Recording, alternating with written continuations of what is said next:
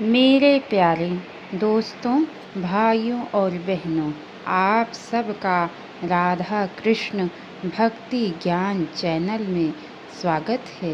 आज मैं आप सबको कूर्म पुराण की कथा सुनाने जा रही हूँ, जिसकी कथा सुनने से भगवान हरि बड़े प्रसन्न होते हैं और उस पर हरि की कृपा सदा बनी रहती है। तो बोलिए लक्ष्मी नारायण विष्णु भगवान की जय। चलिए दोस्तों, आप सबको कूर्म पुराण की कथा सुनाती हूँ। ईश्वर बोले, आठों में केवल अस्मंदन होने के कारण दूसरों को शब्द का बोध न कराने वाला स्वाध्याय उपांशु कहा गया है। यह वाचिक जप से 1000 गुना श्रेष्ठ है, अर्थात वही स्वाध्याय उपांशु है जिसमें ओठों में मात्र अस्पंद हो, शब्दों का उच्चारण न हो, अस्मंदन रहित अक्षर एवं उस पद की संगति के अनुसार सभी शब्दों के चिंतन को विद्वान मानस जप कहते हैं। अर्थात मानस जप स्वाध्याय वही है जिसमें स्वाध्याय के शब्दों पर केवल मन केंद्रित हो, बाकी सर्वथा व्यापार शून्य हो। पुरुष को जो यच्छ पूर्वक मिल जाए उसे ही पर्याप्त कर समझने वाले बुद्धि को ऋषि लोग नित्य सुख लक्षण वाला संतोष कहते हैं। दूजे श्रेष्ठो, बाह्य और अभ्यंतर भेद से शौच 2 प्रकार का कहा गया है। मिट्टी और जल से होने वाला शौच बाह्य शौच और मन की शुद्धि अभ्यंतर शौच है। मन, वाणी तथा कर्म द्वारा स्तुति, स्मरण तथा पूजा करते हुए शिव में अचल भक्ति रखना, यह ईश्वर का पूजन है। नियमों के साथ यमों को बतलाया गया है। और प्राणायाम के विषय में सुनो। सभी देह से उत्पन्न वायु को प्राण कहते हैं और वायु का निरोध करना आयाम है। उत्तम, मध्यम तथा अधम के भेद से यह 3 प्रकार का कहा गया है। वही सगर्भ और अगर्भ वेद से 2 प्रकार का होता है। 12 मात्रा अर्थात प्रणव का 12 बार जप करने तक के काल को मंद प्राणायाम, 24 मात्रा के प्राण निरोध को मध्यम और 36 मात्रा तक के काल तक प्राण निरोध को उत्तम प्राणायाम कहा जाता है। मंद, मध्यम तथा मुख्य अर्थात उत्तम नाम के प्राणायामों में क्रम से प्रस्वेद, पसीना, कंपन तथा उत्थान होता है। इनसे तत्व प्राप्ति में क्रमशः आनंद, अतिशय की अनुभूति होती है। विद्वान जप युक्त प्राणायाम को सगर्भ और जप रहित को अगर्भ कहते हैं। योगियों के प्राणायाम का यही लक्षण कहा गया है। प्राण धारण पूर्वक व्याहृति भूः भुवः स्वः मः जनः तपः सत्यम, प्रणव और शीर्ष मंत्र सहित गायत्री का 3 बार जप सगर्भ प्राणायाम कहा जाता है। मन को संयत करने वाले योगियों ने सभी शास्त्रों में रेचक, पूरक और कुंभक प्राणायाम का वर्णन किया है। वायु के सतत बाहर निकलने को रेचक और उसके रोकने को पूरक तथा बाद की सम अवस्था की जो स्थिति है उसे कुंभक कहा गया है। मुनि श्रेष्ठों, सज्जनों ने स्वभावता विषयों में विचरण करने वाली इंद्रियों के निग्रह को प्रत्याहार कहा है। हृदय कमल, नाभि देश, मूर्धा तथा पर्वत शिखर आदि स्थानों में चित्त के बंधन को धारण कहा जाता है। किसी देश, स्थान विशेष का स्वावलंबन कर उसमें बुद्धि की जो एक तान वृत्ति बनी रहती है और दूसरी वृत्तियों से कोई भी संबंध नहीं रहता, उसे विद्वानों ने ध्यान कहा है। किसी देश या अन्य अवलंबन से रहित चित्त की एकाग्रता समाधि है। इसमें ध्येय मात्र का भान होता है। यह योग का उत्तम साधन है। बाहर प्राणायाम पर्यंत धारणा 12 पर्यंत ध्यान और 12 ध्यान पर्यंत समाधि कही जाती है। स्वानास्तिकासन, पद्मासन तथा अर्धासन भेद के आसन 3 प्रकार का कहा गया है।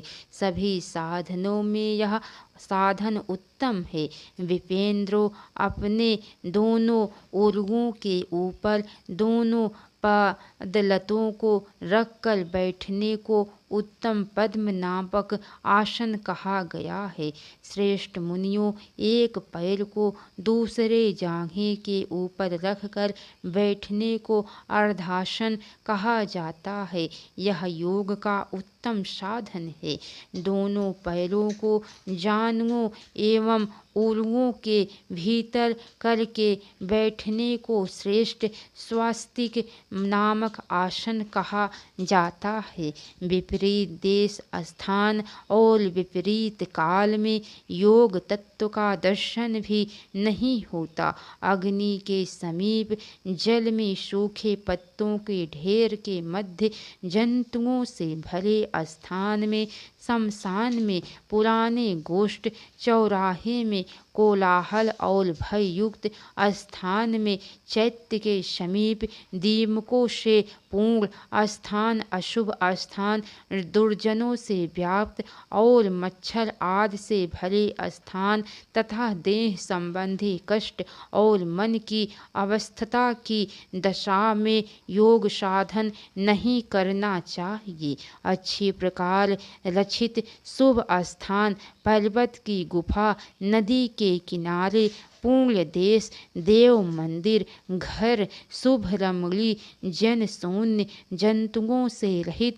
स्थानों में योगी को सतत अपने को मेरे परायण रखते हुए योग साधना करनी चाहिए। योगी को चाहिए कि वह शिष्यों सहित श्रेष्ठ योगियों, विनायक गुरु तथा मुझे प्रणाम करके समाहित मन होकर योग साधना करे। स्वास्तिक पद्म अथवा अर्धासन बांधकर नासिका के अग्रभाग में कुछ खुली हुई आँखों से दृष्टि को स्थिर करके निर्भय तथा शांत होकर प्राणायाम, संसार के चिंतन का परित्याग कर अपने आत्मा में स्थित परमेश्वर देव का चिंतन करना चाहिए। शिखा के अग्रभाग में 12 अंगुल के प्रदेश में धर्म स्वरूप कंद से प्रादुर्भूत ज्ञान रूप नाल वाले,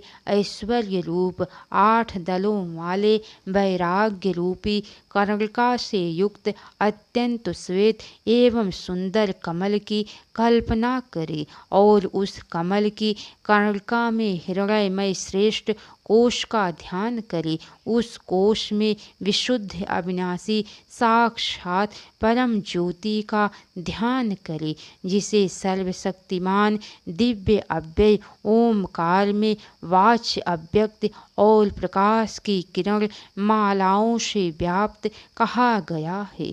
उस ज्योति में अपने आत्मा की अभेद भावना कर आकाश के मध्य में स्थित परम कारण स्वरूप परमेश्वर का ध्यान करे और परमेश्वर रूप एवं सर्वव्यापी होकर किसी भी अन्य वस्तु का चिंतन न करे। यह अत्यंत गूढ़ ध्यान है। अब दूसरा ध्यान कहा जाता है।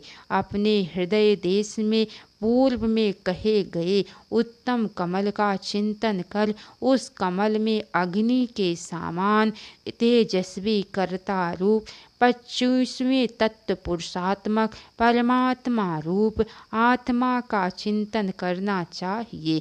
उस परमात्मा के भीतर परम आकाश अवकाश है, क्योंकि परमेश्वर विभु विराट हैं। ओमकार से बोधित सनातन तत्व अच्युत शिव कहलाता है। उसके भीतर अव्यक्त प्रकृति में लीन उत्तम परम ज्योति परम तत्व आत्मा धार निरंजन नित्य एक रूप महेश्वर का तन्मय होकर ध्यान करना चाहिए, अथवा प्रणव के द्वारा पुनः सभी तत्वों का शोधन कर विशुद्ध परम पद रूप मुझ में अपने आत्मा को स्थापित करे और उसी ज्ञान रूपी जल से अपनी देह को अल्पावित करके मुझ में चित्त आसक्त करे तथा मेरे परायण होकर अग्निहोत्र का भस्म ग्रहण करे और अग्नि इत्यादि मंत्र के द्वारा भस्म से अपने संपूर्ण शरीर को उपलिप्त कर अपने आत्मा में परम ज्योति स्वरूप ईशान का चिंतन करे। जीव को बंधन रूप पाश से मुक्त करने के लिए यह पाशुपत नामक योग कहा गया है। यह संपूर्ण वेदांत का सार है और श्रुति में इस योग की अवस्था को सभी आश्रमों की अवस्था से अतीत अवस्था उत्कृष्ट अवस्था बतलाया गया है। इसे अत्यंत गूढ़ और द्विजातियों भक्तों एवं ब्रह्मचारियों के लिए मेरा सायुज्य प्रदान करने वाला कहा गया है। ब्रह्मचर्य अहिंसा क्षमा शौच तप दम संतोष सत्य आस्तिकता ये सभी इस पाशुपत व्रत के विशेष अंग हैं। इनमें से एक अंग के भी न होने से इस योग का व्रत लुप्त हो जाता है। इसीलिए इन आत्मगुणों ब्रह्मचर्य अहिंसा आदि 9 व्रत के अंगों में से युक्त साधक ही मेरा पाशुपत व्रत धारण कर सकता है। राग भय और क्रोध से रहित मत्परायण और मेरे आश्रित होकर लोग इस पाशुपत योग के द्वारा मेरा भाव प्राप्त कर पवित्र हो गए हैं।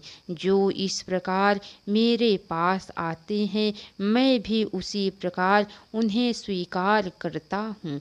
इसीलिए ज्ञान योग के द्वारा मुझ परमेश्वर की आराधना करनी चाहिए, अथवा भक्ति योग परम वैराग्य एवं ज्ञान युक्त चित्त के द्वारा पवित्रता पूर्वक सदा मेरा पूजन करना चाहिए। सभी कर्मों का परित्याग कर भिक्षा का अन्न ग्रहण करते हुए अन्य कुछ भी संग्रह न करते हुए साधना करने वाला साधक मेरा सायुज्य नामक मोक्ष प्राप्त करता है। यह मैंने गूढ़ बात बतलाई। जो सभी प्राणियों से द्वेष न करने वाला मित्रता करने वाला करुणा युक्त ममता रहित और अहंकार से रहित हो वह मेरा भक्त मुझे प्रिय है।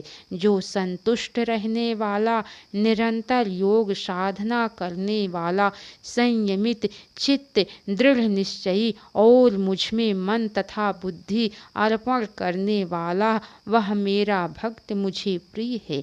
जिसे किसी भी प्राणी को उद्योग प्राप्त नहीं होता और किसी भी प्राणी से जो उद्विग्न नहीं होता तथा जो हर्ष अमर्ष और भय से होने वाले उद्योगों से रहित है वह मुझे प्रिय है। जो किसी भी प्रकार की अपेक्षा न रखने वाला पवित्र कुशल वेद शास्त्र निषिद्ध के त्याग में सावधान पक्षपात से शत्रु मित्र भाव से रहित दुख से आक्रांत होने पर भी व्यथा का अनुभव न करने वाला और सभी प्रकार के आरंभों का परित्याग करने वाला है वह भक्ति युक्त पुरुष मेरा प्रिय है। जो निंदा एवं स्तुति को समान समझने रहने वाला, मननशील, जिस किसी भी पदार्थ संतुष्ट रहने वाला, गृह में गृहासक्ति से रहित है, वह स्थिर बुद्धि वाला मेरा भक्त मुझे प्राप्त करता है। मुझ में परायण रहने वाला, सभी कर्मों को सदा करते हुए भी मेरी कृपा से शाश्वत परम पद प्राप्त करता है। चित्त से सभी कर्मों को मुझ में अर्पित कर मत्त परायण होते हुए आशा एवं ममता की आसक्ति से रहित होकर एकमात्र मेरी ही शरण ग्रहण करना चाहिए। कर्म फल की आसक्ति का सर्वथा परित्याग कर नित्य संतृप्त और अन्य आश्रय रहित एकमात्र परमेश्वर को ही आश्रय समझने वाला व्यक्ति कर्मों में प्रवृत्त होते हुए भी उन कर्मों के द्वारा बंधन में नहीं पड़ता।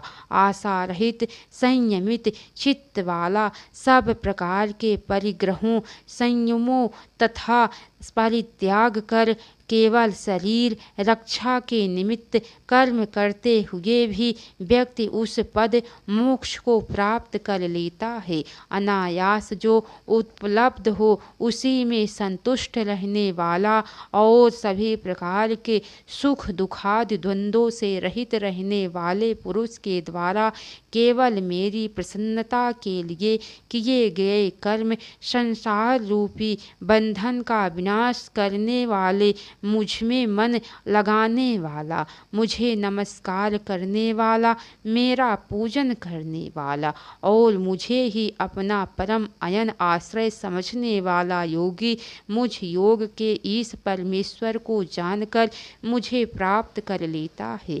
मुझ में बुद्धि रखने वाले साधक सतत परस्पर मेरा बोध कराते हुए और नित्य मेरा वर्णन करते हुए मेरा सायुज्य प्राप्त करते हैं। इसी प्रकार नित्य योग मुक्त पुरुष के माया अज्ञान से उत्पन्न तथा उनसे भी उत्पन्न कर्म रूप समस्त अंधकार का प्रकाशमान ज्ञान रूपी दीपक के द्वारा मैं नाश कर देता हूँ। मुझ में बुद्धि लगाने वाले जो मनुष्य सतत मेरी पूजा करते हैं, उन नित्य योग युक्त पुरुषों के योग क्षेम का मैं निर्वाह करता हूँ और जो दूसरे लोग अभिलषित विषयों के उपभोग के लिए भी भिन्न भिन्न देवताओं का पूजन करते हैं, उनका अंत विषय भोग तक ही समझना चाहिए, क्योंकि देवता के अनुसार ही फल हो मिलता है। जो दूसरे वेदों के भक्त हैं, वे यदि मेरी भावना से युक्त होकर दूसरे देवताओं की पूजा करते हैं, अर्थात दूसरे देवों में मेरी ही भावना करते हैं, तो वे भी मुझ में भावना करने के कारण मुक्त हो जाते हैं। अतएव समस्त अनीश्वर देवताओं का परित्याग कर जो मुझ ईश का ही आश्रय ग्रहण करता है, वह परम पद को प्राप्त करता है। पुत्र स्त्री गृह आदि में आसक्ति का परित्याग कर और शोक रहित होकर तथा अपरिग्रही होकर विरक्त पुरुष को मृत्यु पर्यंत शिव लिंग में परमेश्वर की आराधना करनी चाहिए। जो संपूर्ण भोगों का परित्याग कर सर्वदा लिंग का पूजन करते रहते हैं, उन्हें मैं एक जन्म में ही परम ऐश्वर्य पद मोक्ष प्रदान करता हूँ।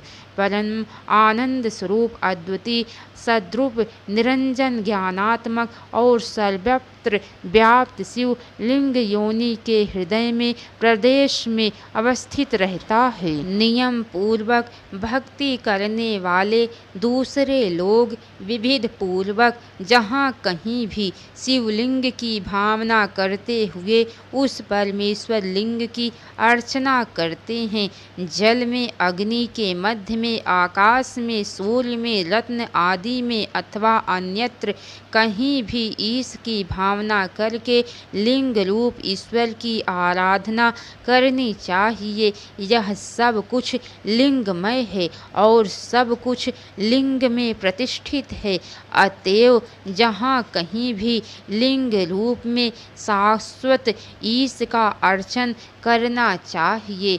क्रियाशील का लिंग अग्नि में, मनीषियों का जल आकाश और सूर्य के अज्ञानियों का काष्ठ आदि में और योगियों का लिंग हृदय में स्थित रहता है। यदि ब्रह्म विज्ञान उत्पन्न ना हुआ हो तो विरक्त होकर द्विज को अत्यंत प्रीति से ब्रह्मा के प्रणव रूपी शरीर का यावत जीवन जप करते हुए रहना चाहिए, अथवा एकाकी एवं संयत चित्त वाले द्विज को मरण पर्यंत शतरुद्रीय का जप करना चाहिए।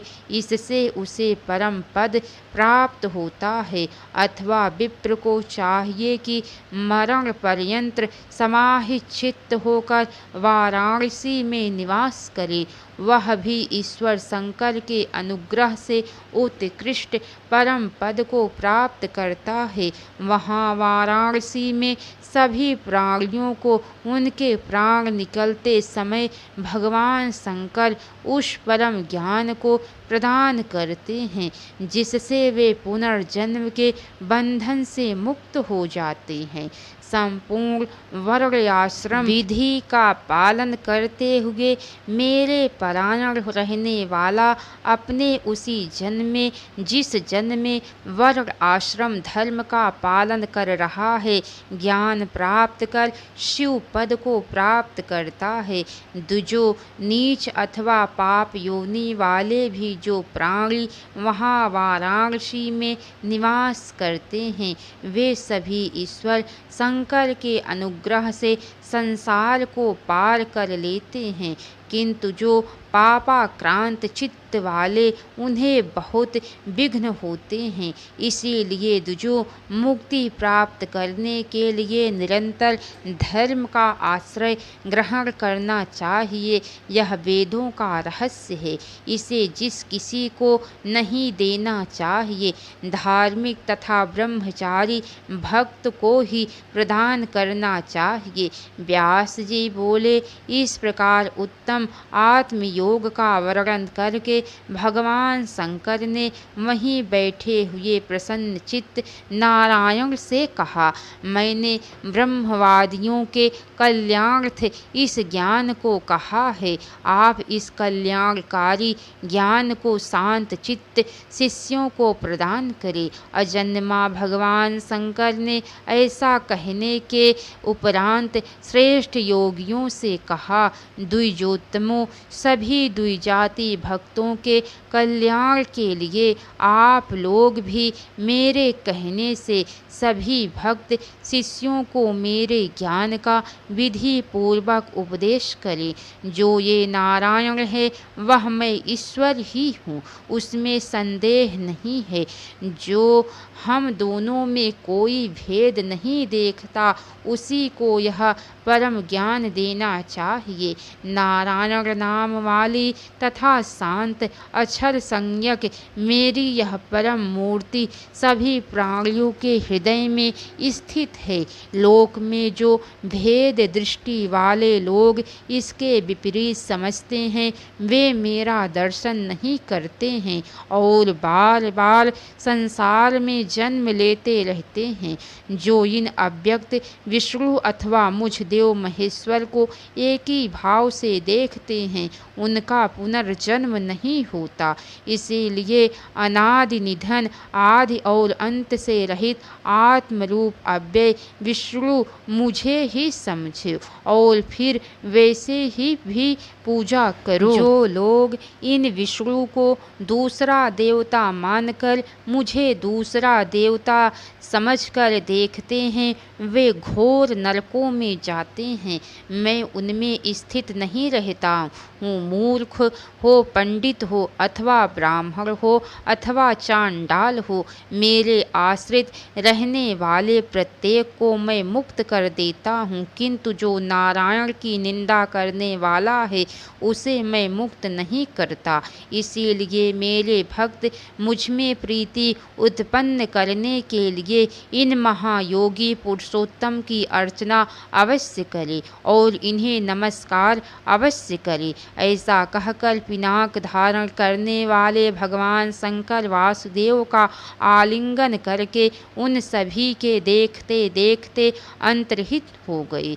भगवान नारायण ने भी अपने परमार्थिक विग्रह का त्याग कर उत्तम तपस्वी का भेष धारण कर लिया और सभी योगियों से कहा, आप लोगों ने परमेष्ठी महेश्वर की कृपा से संसार बंधन को नष्ट करने वाला उन्हीं साक्षात महेश का निर्मल ज्ञान प्राप्त किया है।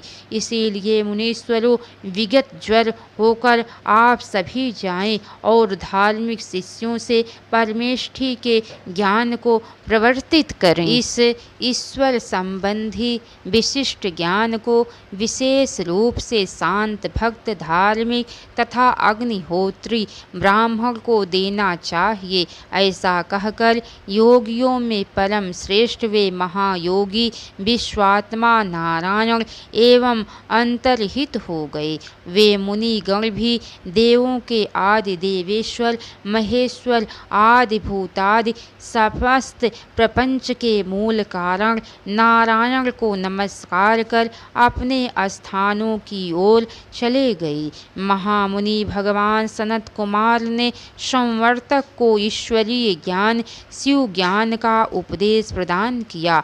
उन्होंने भी वह ज्ञान सत्यव्रत को दिया। योगींद्र सनंदन ने महर्षि पुलह को और प्रजापति पुलह ने गौतम को ईश्वरीय ज्ञान प्रदान किया। अंगिरा ने वेदों के ज्ञाता भरद्वाज को और कपिल ने जैगीषव्य तथा पंचशिख को वह ज्ञान दिया। सभी तत्वों के दृष्टा मेरे पिता पराशर ने भी वह परम ज्ञान शनक से प्राप्त किया और उनसे वाल्मीकि ने प्राप्त किया। प्राचीन काल में अर्धनारीश्वर भगवान शंकर के अंश से उत्पन्न महायोगी वामदेव ने भी मुझसे कहा, जो साक्षात पिनाकधारी रुद्र स्वरूप हैं, देवकी के पुत्र हरि भगवान नारायण ने भी स्वयं साक्षात अर्जुन को यह उत्तम ज्ञान प्रदान किया। जब मैंने वामदेव रुद्र से इस श्रेष्ठ ज्ञान को प्राप्त किया, तभी से मेरी गिरीश में विशेष भक्ति हो गई। मैंने शरणागतों के रक्षक, शरण प्राणी मात्र के आश्रय, भूतों के ईश गिरीश, अस्थाणु देवाधिदेव त्रिशूली रुद्र की विशेष रूप से शरण ग्रहण की है। पत्नी तथा पुत्रों के साथ आप सब लोग भी उन गोवृषभ वाहन कल्याणकारी भगवान शंभु की शरण में जाए, उनकी कृपा से कर्म योग के द्वारा व्यवहार करे और विभूति भूषण गोपति इंद्रिय के पति महादेव शंकर की पूजा करे।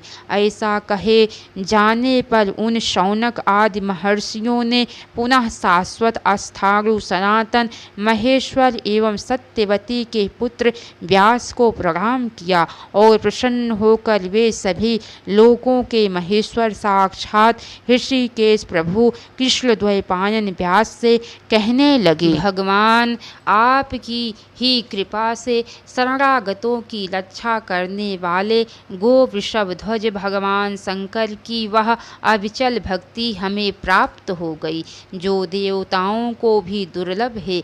मुनि श्रेष्ठ, आप श्रेष्ठ कर्म योग हमें बतलाइए, जिसके द्वारा मोक्षार्थी लोग इन भगवान ईश की आराधना करते हैं। आप वेद व्यास की सन्निधि में ही श्री सूत जी भगवान महेश्वर के वचनों को सुन ले, जो वचन समस्त लोगों के रक्षक है और जिनसे समस्त धर्मों का संग्रह होता है, अतः इनका वर्णन करें। इसके अतिरिक्त आप वह भी बतलाएं जो पूर्व काल में अमृत मंथन के समय इंद्र के द्वारा तथा मुनियों के द्वारा पूछे जाने पर कूर्म रूपी देवाधिदेव श्री विष्णु ने कहा था, आप उसी कर्म योग का वर्णन करें। इस प्रकार मुनियों ने जो कहा उसे सुनकर सत्यवती के पुत्र कृष्णद्वैपायन व्यास जी ने समाहित होकर मुनियों को सनातन कर्म योग बतलाया। श्री सनत कुमार आदि प्रमुख मुनियों एवं भगवान कृतवासा शंकर के मध्य संपन्न इस संवाद को जो नित्य पढ़ता है वह सभी पापों से मुक्त हो जाता है, अथवा जो ब्रह्मचर्य परायण विशुद्ध द्विज को इस संवाद को सुनाता है या जो इस संवाद के अर्थ का अनुसंधान करता है वह परम गति को प्राप्त करता है। जो दृढ़ व्रती भक्ति संपन्न होकर इस संवाद को नित्य सुनता है वह सभी पापों से मुक्त होते हुए ब्रह्मलोक में प्रतिष्ठा प्राप्त करता है। इसीलिए विद्वानों को सभी प्रयत्नों के द्वारा नित्य इसका पठन श्रवण एवं विशेष रूप से ब्राह्मणों को इसका सदा मनन करना चाहिए। इसके आगे की कथा दोस्तों आप सबको कल सुनने को मिलेंगी, तो कैसी लगी कथा लाइक करके कमेंट बॉक्स में ज़रूर बताना। तो बोलिए लक्ष्मी नारायण विष्णु भगवान की जय। हर हर महादेव। अब तक की सारी वीडियो देखने के लिए आप सबको बहुत बहुत धन्यवाद। राधे राधे दोस्तों कथा में जहाँ कहीं भी कुछ भी गलती अगर हो गई हो तो उसके लिए आप सब क्षमा कीजिएगा। आप सबसे मैं बारंबार क्षमा मांगती हूँ। तो बोलिए राधे राधे दोस्तों।